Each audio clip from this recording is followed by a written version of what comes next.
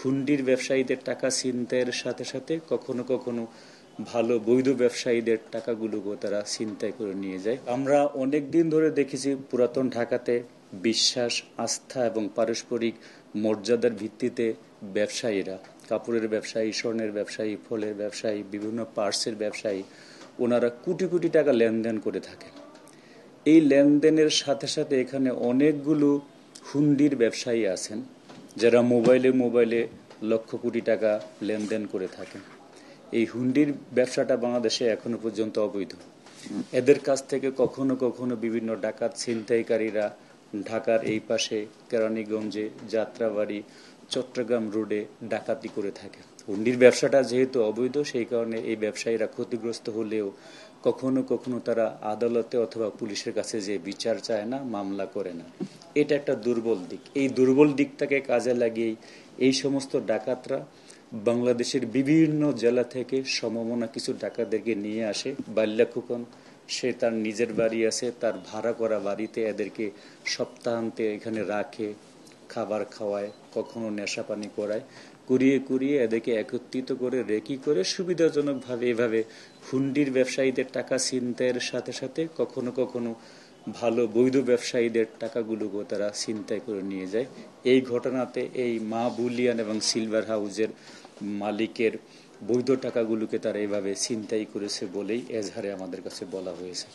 তো আমরা ঢাকা মহানগর গোয়েন্দা পুলিশ এবং আমাদের থানা পুলিশ আমরা যৌথভাবে চেষ্টা করে এখনো পর্যন্ত 5 জনকে গ্রেফতার করেছি। আমরা করেছি 3 জনকে, থানা পুলিশ ইতোমধ্যে 2 জনকে গ্রেফতার করে তারা গুরুত্বপূর্ণ পর্যায় পর্যন্ত নিয়ে গেছে এই মামলাটাতে। তো আমরা বলে থাকি, যারা এরকম হুন্ডি ব্যবসা করে থাকেন, এটা যেহেতু আইন স্বীকৃত না, সেই কারণে ডাকাতরা চাইলেই আপনাদেরকে ভিক্টিমাইজ করার চেষ্টা করবে। সেই কারণে আপনারা এই অবৈধ ব্যবসাকে পরিহার করে দেশের অর্থনীতিকে সুস্থ ধারায় নিয়ে আসার জন্য সহযোগিতা করবেন, এটা আপনাদের প্রতি অনুরোধ। এবং যদি কখনো কখনো তারপরও আপনারা ক্ষতিগ্রস্ত হয়ে যান, বিষয়টাকে চেপে না রেখে এটাকে আমাদেরকে অবগত করুন এবং মামলা রুজু করুন, তাহলে আমরা ইনভেস্টিগেশনের সুযোগ পেতে পারবো। এই হলো একটা দিক। অন্য দিকটা হলো সচেতনতার বিষয়। যখন ডাকাত বা ছিনতাইকারীরা নিরস্ত্র থাকে, তাদের 1-2 জনকে যদি আমরা সবাই প্রতিহত করার চেষ্টা করি, তাহলে কিন্তু তারা এই মানুষের সচেতনতার কারণে ভীত হবেন এবং এই ভীতির কারণে তারা ওই এলাকা পরিহার করবেন। আজকে হয়তো বা আমাকে ছিনতাই করেনি, ডাকাতি করেনি, কিন্তু সবাই যদি আমরা চোখ বুজে ঘটনাগুলোকে দেখতেই থাকি, তাহলে হয়তোবা পরের দিন আমিও ভিক্টিমাইজ হতে পারি।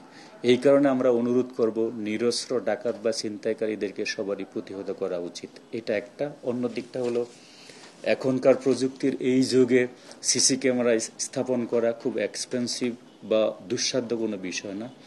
সবার ব্যক্তি নিরাপত্তা, প্রতিষ্ঠানের নিরাপত্তা এবং অর্থনৈতিক নিরাপত্তার স্বার্থে সিসি ক্যামেরাগুলোকে স্থাপন করা এবং সেগুলো যাতে করে রেকর্ড সংরক্ষিত হয়, সেই বিষয়গুলো মাঝে মাঝে ভেরিফাই করার জন্য আমরা নগরবাসী, ব্যবসায়ী সম্প্রদায়কে অনুরোধ জানাচ্ছি। আমরা ডাকাতদেরকে গ্রেফতার করেছি। তাদের কাছ থেকে বিস্তর তথ্য জানার জন্য আমরা ইতিমধ্যে তাদেরকে 5 দিনের পুলিশ রিমান্ডে এনে অনেক তথ্য পেয়েছি। পুরো নেটওয়ার্কটা আমাদের কাছে আবিষ্কৃত হয়েছে। তারা ইতোপূর্বে কখন, কোথায়, কিভাবে আরো ডাকাতি ছিনতাই করেছে সেই সম্পর্কে আমরা বিস্তর তথ্য পেয়েছি। আমরা বোধ করি এই ডাকাতদেরকে গ্রেফতারের মধ্য দিয়ে সামনে যে ঈদুল আজহা আসতে যাচ্ছে, সেখানেও আরো অনেক লেনদেন হবে। সেক্ষেত্রেও ব্যবসায়ীরাও সতর্ক হবে এবং অন্য ডাকাতরাও ভয় পাবেন। আমাদের মেসেজ হলো, যারা অপরাধ করবেন বাংলাদেশে অথবা বাংলাদেশের বাইরে, আমাদের সক্ষমতা আছে, আমাদের আন্তরিকতা আছে, তাদের প্রত্যেককেই আইন আমলে নিয়ে এসে সঠিক বিচারের জন্য তাদেরকে আমরা দাঁড় করাতে পারবো ইনশাআল্লাহ।